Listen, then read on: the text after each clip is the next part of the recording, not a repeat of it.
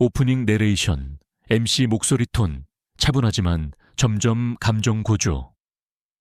그날 은행 안엔 수백억 원이 있었지만 단 한 사람만이 보이지 않았습니다. 허름한 옷차림, 주름진 얼굴, 조용한 말투, 모두가 그녀를 평범한 할머니라고 여겼습니다. 하지만 아무도 몰랐죠.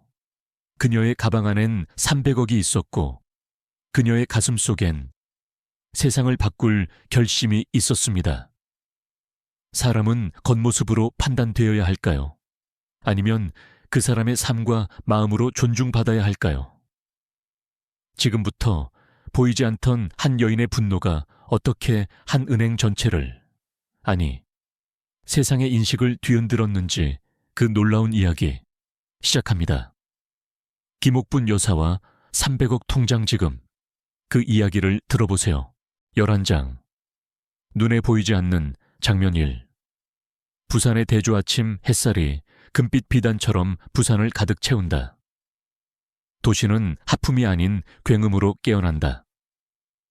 자갈치 시장에서 생선 장수들이 가격을 외치고 배달용 자전거가 골목길을 누비며 긴 밤을 견뎌낸 후에도 여전히 깜빡이는 넌사인들.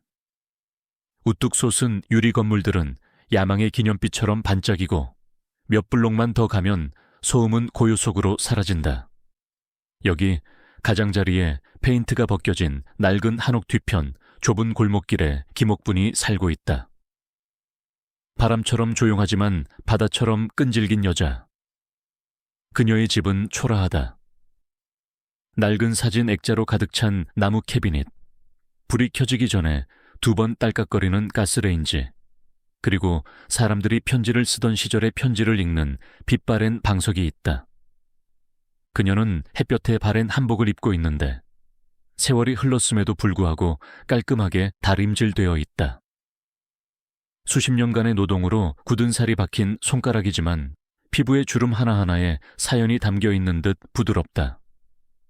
이제는 아무도 그녀를 알아주지 않는 그런 여자다. 단 한 사람만 빼고. 장면 2. 침묵에 유대 옥분의 휴대폰이 울린다. 스마트폰이 아니라 숫자판이 달아버린 낡은 플립폰이었다. 잠시 휴대폰을 만지작거리다가 아침의 평온을 깨뜨리는 나약한 목소리가 들려왔다.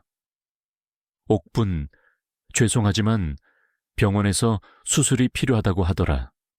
그리고 수술비도 비싸고. 그 목소리는 그녀의 가장 오랜 친구, 순이의 것이었다.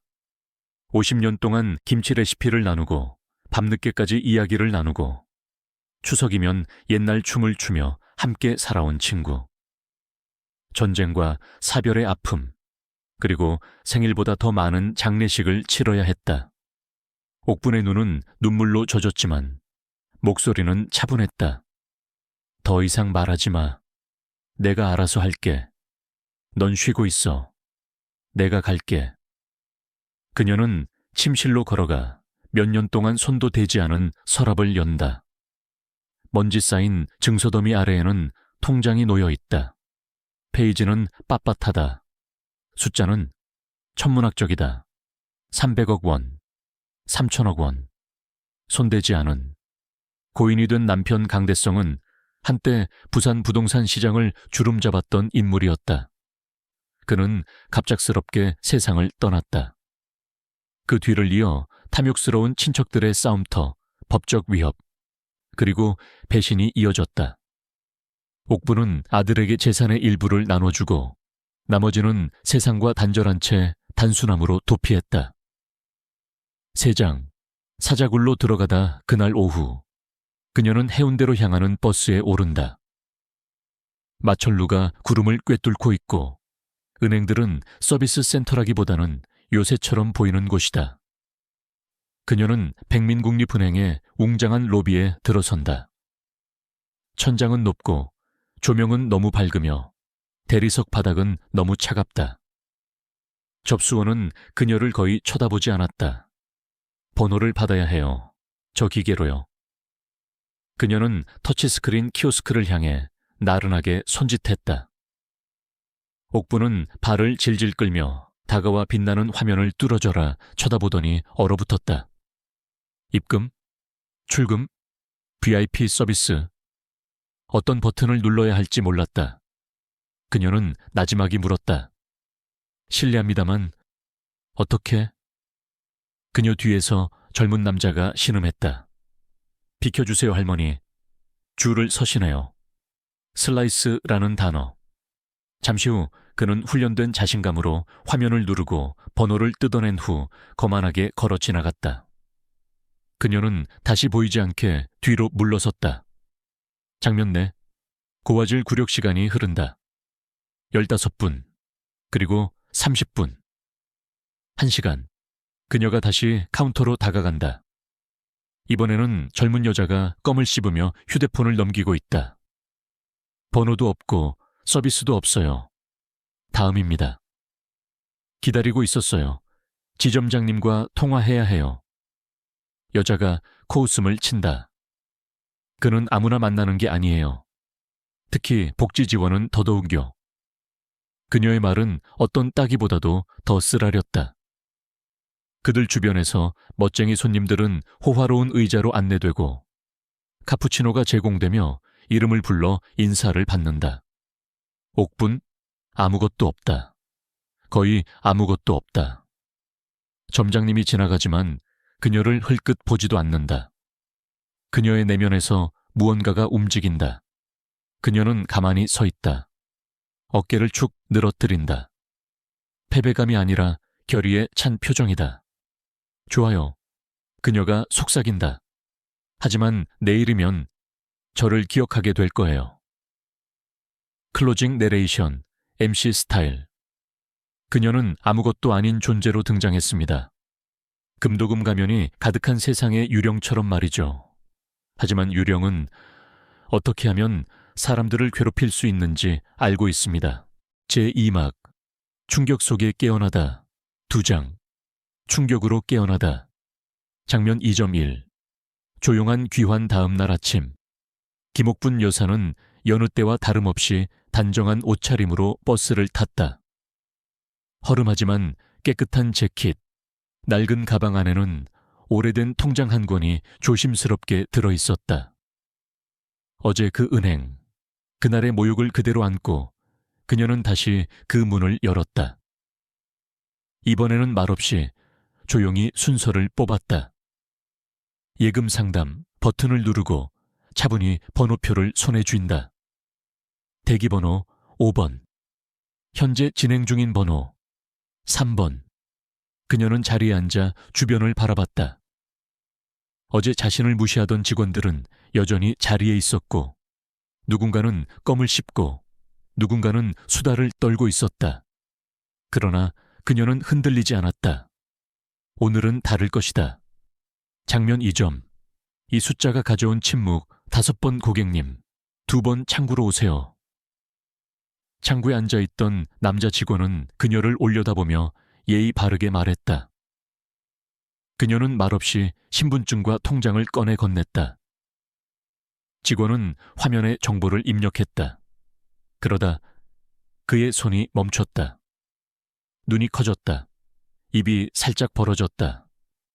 잔액 299억 5천만 원. 그 순간 공기마저 얼어붙은 듯 했다. 그의 손끝은 떨리고 있었고 화면을 다시 한번 확인한 뒤 자리에서 벌떡 일어났다. 잠시만 기다려 주시겠습니까? 그는 안쪽 사무실로 뛰어들어갔다. 그녀는 조용히 그러나 단단한 눈빛으로 로비를 바라봤다. 몇 분 후 그 남자가 돌아왔다. 그리고 어제 그녀를 무시했던 바로 그 여직원과 함께였다. 장면 2.3. 완벽한 태세 전환. 김옥분 고객님. 정말 죄송합니다. 바로 BEP 룸으로 모시겠습니다. 같은 여직원이었다. 전날 껌을 씹으며 그녀를 할머니라고 부르던 그 목소리, 이제는 떨리고 있었다. 어제는 분명히 할머니였는데 오늘은 김 여사님입니까? 옥분 여사는 차갑게 말하며 눈을 마주쳤다. 여직원의 얼굴은 창백해졌고 그녀는 고개를 숙였다. 장면 2.4. 뼈 있는 한마디. VIP룸에 도착하자 차와 다과가 준비되어 있었다. 지점장이 나타났다. 김 여사님, 시스템 오류로 VIP 정보가 누락된 것 같습니다. 진심으로 사과드립니다. 그녀는 미소조차 짓지 않고 말했다. 저는 부자라서 존중받고 싶은 게 아닙니다. 사람이라서 존중받고 싶은 겁니다. 그 말에 방 안의 모든 사람이 숨을 삼켰다. 순간 은행이라는 공간은 단순한 거래의 장소가 아닌 양심의 재판장이 되었다. 제3막 혼란 속의 변화. 3장 혼란과 변화. 장면 3일. 다급한 구원 요청. 김옥분 여사가 VIP실을 떠난 지 몇 분 만에. 은행 내부는 마치 벌집을 쑤셔놓은 듯한 분위기였다. 지점장은 황급히 전화를 걸기 시작했다. 본사입니다. 긴급 상황입니다. 고객 한 분이 300억 원을 전액 이체하겠다고 선언하셨습니다. VIP 고객입니다. 예, 지금 바로 내려오셔야 합니다. 30분 후 고급 정장을 입은 중년 남성 2명이 로비에 도착했다. 그들은 은행 본사의 VIP 고객 전담 임원과 홍보팀장이었다. 지점장은 거의 허리를 90도로 숙이며 그들을 맞이했다. 그리고 곧장 김옥분 여사 앞으로 향했다. 장면 3점. 진심 없는 예우, 김 여사님. 저희가 정말 큰 실례를 범했습니다. 어떻게든 사죄드리고 싶습니다. 본사 임원은 미소를 띠며 자리에 앉았다. 그의 말투는 부드러웠지만 어딘가 얕은 공기가 감돌았다. 여사님의 거래 조건을 개선해 드리겠습니다. 예금이자 최고 혜택, 수수료 전액 면제, 그리고 전담 매니저를 24시간 대기시키겠습니다. 김옥분 여사는 조용히 차 한 모금을 마셨다. 그리고 그들을 똑바로 바라보며 말했다. 그딴 건 필요 없습니다. 나를 사람 취급도 안 하던 당신들한테 지금 와서 그런 말 들어도 아무 소용없어요. 장면 3.3. 단호한 결심. 나는 돈이 있어서 존중받고 싶은 게 아니라 그냥 사람으로서 당연한 존중을 받고 싶은 겁니다. 어제 나한테 껌 씹으면서 할머니 번호표 없이는 안 됩니다 라고 했던 그 목소리 절대 잊지 못할 겁니다. 지점장과 본사 임원은 아무 말도 하지 못했다. 숨죽인 침묵 속에서 김옥분 여사는 한마디를 덧붙였다. 내일 오전까지 1차로 100억 원 이체해 주세요. 나머지도 순차적으로 옮길 겁니다. 그녀는 천천히 일어나 방을 나섰다. VIP룸 문이 닫히자 안에서는 긴 한숨과 함께 어지러운 움직임이 시작됐다. 제4막 조용한 자의 힘 장면 4.1. 진짜 목적 이른 아침. 김옥분 여사는 다시 가방을 메고 병원으로 향했다. 그녀의 손에는 전날 은행에서 인출한 수표가 들어있었다. 그 수표는 단순한 돈이 아니라 한 사람의 생명을 지키는 희망이었다. 병실안 순이는 창백한 얼굴로 누워 있었지만 김옥분을 보자 힘겹게 미소를 지었다. 왔구나. 얼굴이 왜 그래? 무슨 일 있었어? 김옥분은 아무 말 없이 그녀의 손을 꼭 잡았다. 그리고 조용히 속삭였다. 괜찮아. 이제 모든 게 괜찮아질 거야. 수술비 다 준비됐어. 순이의 눈에 눈물이 맺혔다. 고마워. 네가 아니었으면 난 쉿 말하지 마. 우리는 서로 의지하며 살아온 지 50년이야. 이 정도는 당연한 거야. 장면 4점. 이 회복과 약속 며칠 후 수술은 성공적으로 끝났다. 의사의 표정은 밝았고 순이의 회복은 빠르게 진행되었다. 순이는 병실 창밖을 바라보며 중얼거렸다. 옥분아, 너처럼 조용하지만 강한 사람이 되고 싶어. 김옥분은 웃으며 말했다. 우리는 약해 보일 뿐 사실 누구보다 단단하단다. 세상이 그걸 몰라주는 것뿐이지. 장면 4.3. 시장에서의 재회 시간이 흘러 김옥부는 순이를 퇴원시키고 함께 시장을 둘러보게 되었다. 싱싱한 생선 냄새, 사람들의 웃음소리, 소박하지만 따뜻한 일상이었다. 그때였다. 생선가게 앞에서 한 남자가 김옥분을 발견하고 다가왔다. 바로 며칠 전 그녀를 무시했던 은행 지점장이었다. 하지만 오늘 그는 양복이 아닌 평범한 옷차림에 손에는 어머니 드릴 생선을 들고 있었다. 김 여사님, 여기서 뵐 줄 몰랐습니다. 그의 목소리는 어딘가 어색했지만 눈빛엔 진심이 담겨 있었다. 어머니가 이 시장 생선을 좋아하셔서요. 매주 사다 드립니다. 김옥부는 조용히 미소 지었다. 그렇게 어머니를 생각하는 사람이 왜 손님 어머니들 앞에서는 그렇게 차가웠나요? 지점장은 당황했고 잠시 머뭇거리다 진심을 꺼냈다. 그날 이후 많이 생각했습니다. 김 여사님께 배운 게 많습니다. 저희 은행 바뀌려고 합니다. 노인 고객을 위한 금융교육도 시작하려고요. 혹시 자문위원으로 함께해 주실 수 있을까요? 제5막 계좌에서 시작된 변화 장면 5.1 영감이 된 존재 몇 주 후 은행 로비 한편에 작은 교실이 마련되었다. 이름은 실버 금융교실.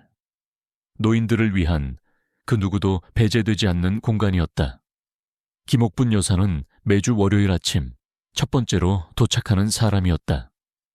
그녀의 앞에 놓인 교재는 ATM 사용법, 스마트 뱅킹 따라잡기, 사기 예방하기 같은 아주 기본적인 내용들이었지만 어르신들에겐 생명줄과도 같았다. 그날 수업이 끝나고 한 할머니가 그녀의 손을 꼭 잡았다. 옥분 선생님 덕분에 이제 은행 가는 게 두렵지 않아요.